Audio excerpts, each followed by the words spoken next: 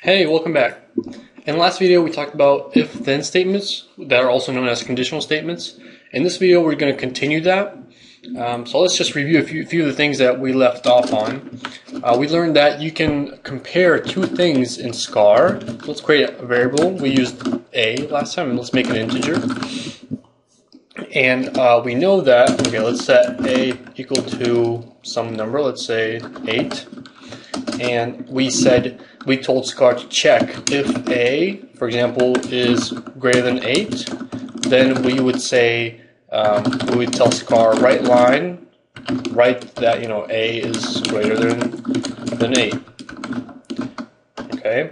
And we also learned that you can write and else to say if it's not greater than 8, if this part isn't true, then do something else. So instead we'll say if a is not greater than 8, whatever value is within a is not greater than 8. If that's true, then it'll write line a is greater than 8. But if it's false, it will write line a is not greater than 8. All right, let's close it off and let's run it. All right, it says a is not greater than 8 because we set a, the variable a, which is an integer, to the value 8. We put it inside a. Then we ask SCAR, is a greater than 8? Well, 8 is not greater than 8, so this is false. So SCAR skips this first part and does this next part.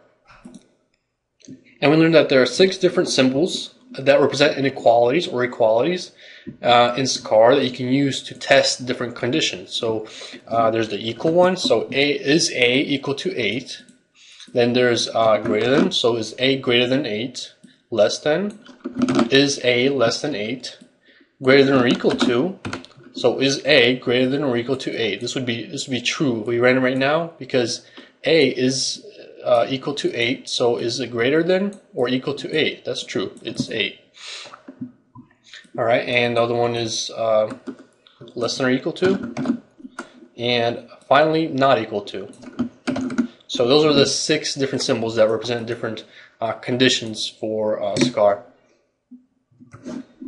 And finally we learned that a, or the comparison, can be between any two of the same type. So for example, if a was a string instead of an integer, we could compare it. We could say, a is name, and then we could say is a equal to say name. Then we would say here we say a is name and a is not name.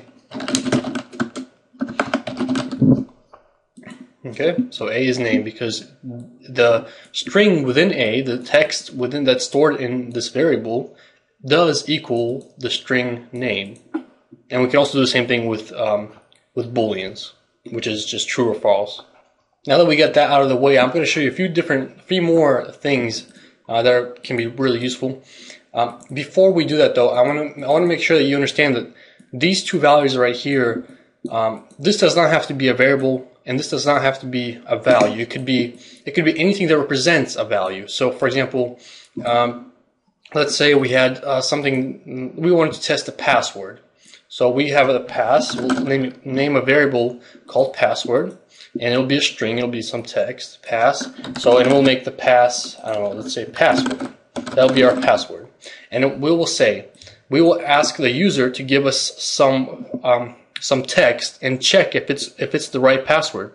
So how we do that is we say in the SCAR there's a command we already learned it. It's called readLine, and we give it a question. So let's say type in the password. All right, and so if the password equals whatever we put in the variable pass, which is password, so the user will give us something here. They'll put it in the box. And we'll test that, whatever they gave us, against the variable if it equals the variable pass, if it equals whatever's inside the variable pass, which is password. Okay, and then we'll say the password is correct and the password is not correct.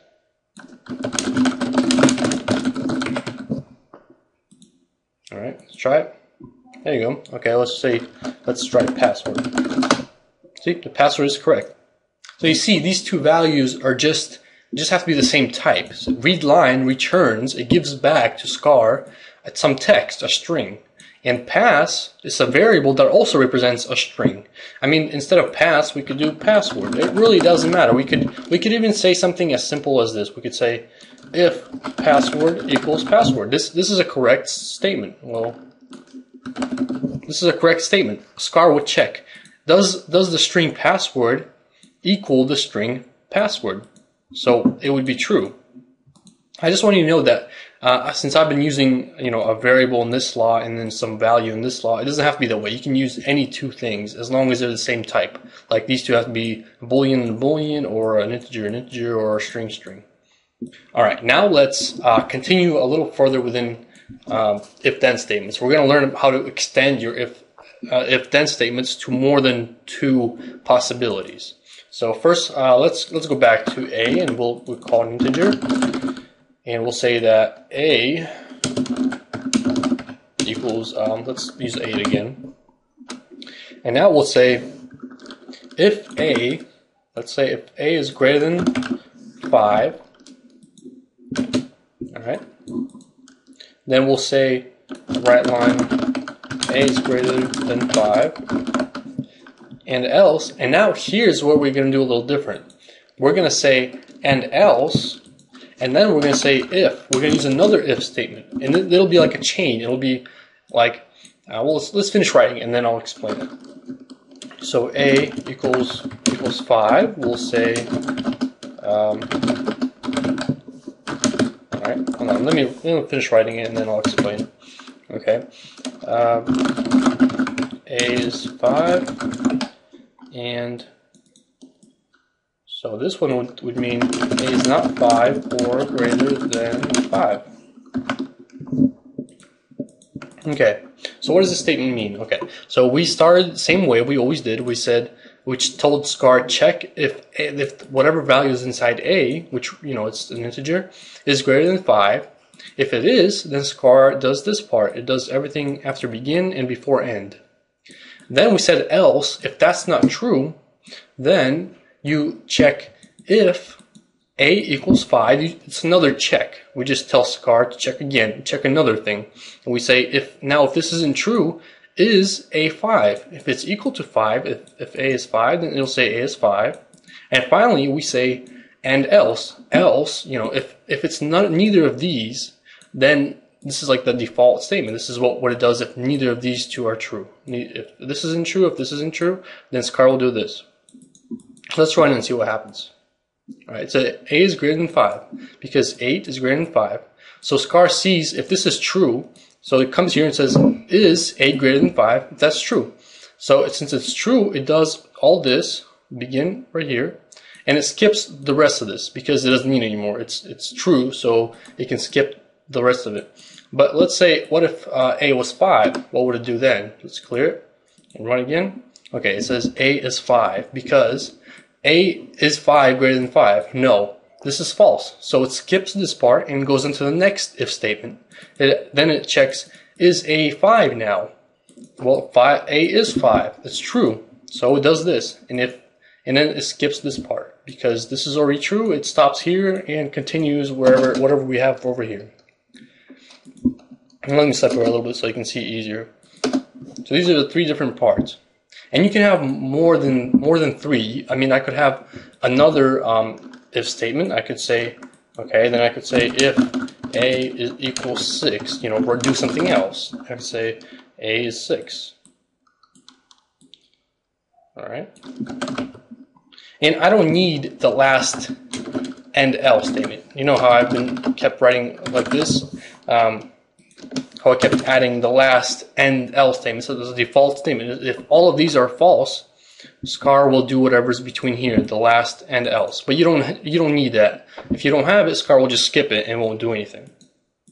But in this case, we'll just say, well, right line, A is none of these. I'm kind of lazy. I don't want to write the whole thing out. But so these are the different. Let's just separate them again, so you can see it a little easier. Alright, so these are the 4 parts that we have now. 1, 2, 3, 4. And like I said, SCAR will read 1. If it's true, it'll do it, and it'll skip the rest. You know, if it's false, then it'll go into the next one and check this one. If this one is true, then it'll do this and skip the rest. If it's false, if this isn't true, if A is not 5, then it'll skip this part and it'll go on to this part and, you know, test this thing. And finally, if this isn't true, then it'll do this. And if this part is missing, if the last, you know, if we just had this, then SCAR would just skip and go right back here.